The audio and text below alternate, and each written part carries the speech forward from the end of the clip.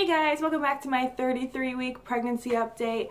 Today I'm going to be talking about my pregnancy weight gain and like what my pregnancy weight gain was like my previous pregnancy and my sleeping habits right now. But honestly, this pregnancy has gone by so fast, and I think it does help that I am going to the doctor every week, because when you're pregnant, like those doctor's appointments are like milestones pretty much. So you like feel like things are going by faster when you have to go into the doctor all the time.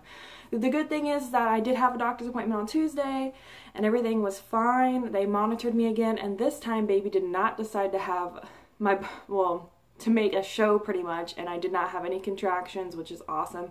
So no hospital visit this time, which is good because I hate being like led on, I guess. So I'm going to jump right into my pregnancy weight gain story. So with Nicholas, my first child, who is 16 months right now, I gained 50 pounds. Actually, I gained 60 pounds. I was 210 when I went into labor with Nicholas. I was 150, which is like a pretty healthy weight for me. Before I was pregnant with Nicholas, I was going to the gym pretty regularly, so I had a lot of muscle on me, but I wasn't by any means like super fit, but I was not overweight. And when I had Nicholas, I weighed about 186 pounds. That's like when I got home from the hospital, that's how much I weighed. And I only got down to 170 before I found out I was pregnant with this baby. And I am already at 194 pounds. So when you are, I guess, technically overweight, or like not in like whatever their healthy weight range is, you should only gain about 15 to 25 pounds. That's the doctor recommended thing. What sucks is that my doctor never said anything while I was gaining all that weight with my first pregnancy. He did not say one word to me like, maybe you should make some healthy eating habits or anything like that. He just kind of let me gain 60 pounds without saying a word. And which is kind of frustrating, but at the same time, most people are always like, oh, you're feeding 2 people now. Go ahead and enjoy those cookies and cake and all these sweets and stuff that you don't let yourself have on a normal daily basis. That is my biggest pet peeve as a pregnant person, when somebody tells you that you can eat whatever you want and it not affect you, because it does. That crap does. And it's not like I've made too many, I didn't change my attitude towards food when I got pregnant this time. I love food. I love food, so it's not like I'm gonna stop eating bad when I'm pregnant. Hopefully. I wish I would, but if there's a cookie in front of me and I want a cookie, I'm gonna have a cookie. So that's just what's going on. Now, I have made healthier decisions this pregnancy. I've eaten a lot more fruits and vegetables, but with Nicholas, I really did not want to eat anything the color green, so that was bad. But because of that, because I gained so much weight, I feel like that's why I have big babies, because Nicholas was 10 pounds, 2 ounces, and this baby's already measuring 5 days ahead. When I went to the doctor 2 weeks ago, when I saw my specialist for like the second to the last time, because I'm only going to see them one more time, they said the baby was 4.6 pounds, and like that was apparently 5 days ahead. So I'm kind of worried that I will have another big baby, but it's really common to have another big baby when you already do, like when you've already had one. So moms out there, second moms, when you had a big baby the first time, most likely your baby will be big again. But I really have tried to not eat as bad, but I'm still worried that I'm obviously not done gaining weight. Like I said, I weigh 194 right now, so I've already reached pretty much my 25-pound limit. So I'm worried, well, I need to talk to my doctor about it. I'm worried that like I will I didn't get a gestational diabetes with my like my test, but I just don't want to. So for those of you who haven't watched my birth story, with Nicholas, because he was such a heavier baby, he could not regulate his blood sugar and his temperature at the same time, so he ended up in the NICU for 5 days.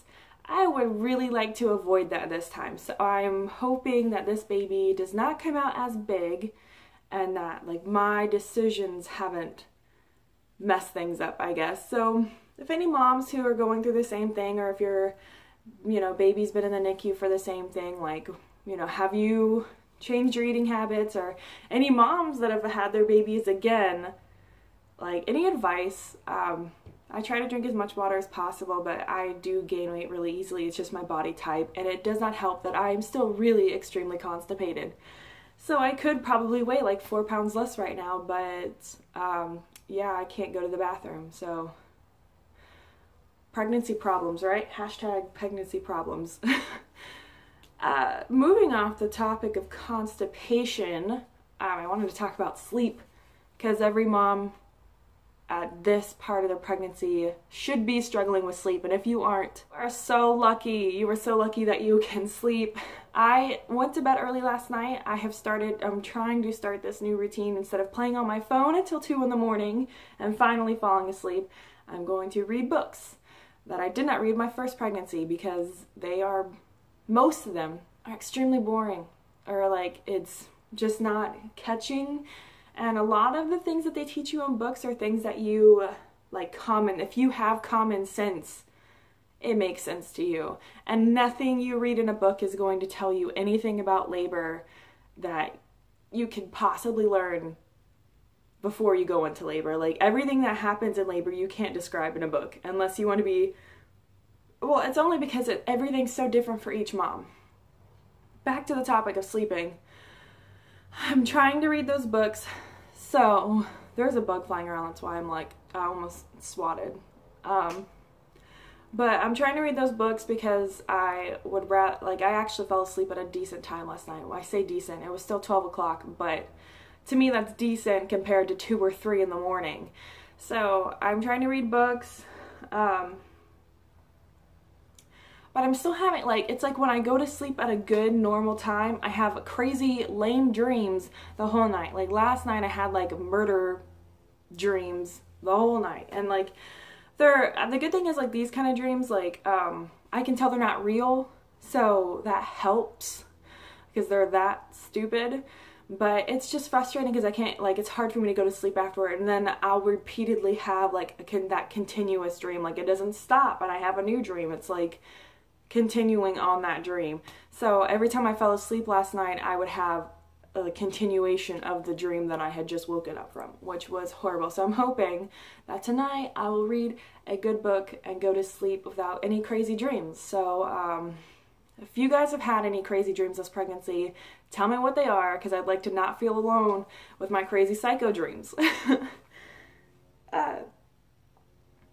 That's pretty much it for this pregnancy update. I really just wanted to get my pregnancy weight gain story out there, and kind of find out if you guys have any tips that I could do, especially for this last end, because I really cannot do a lot of, I run after Nicholas all day, which is helpful, but it's so hard for me to get up because of my ligament pain. So if anybody has any tips for that, especially when you're not in the mood to eat vegetables, that'd be great.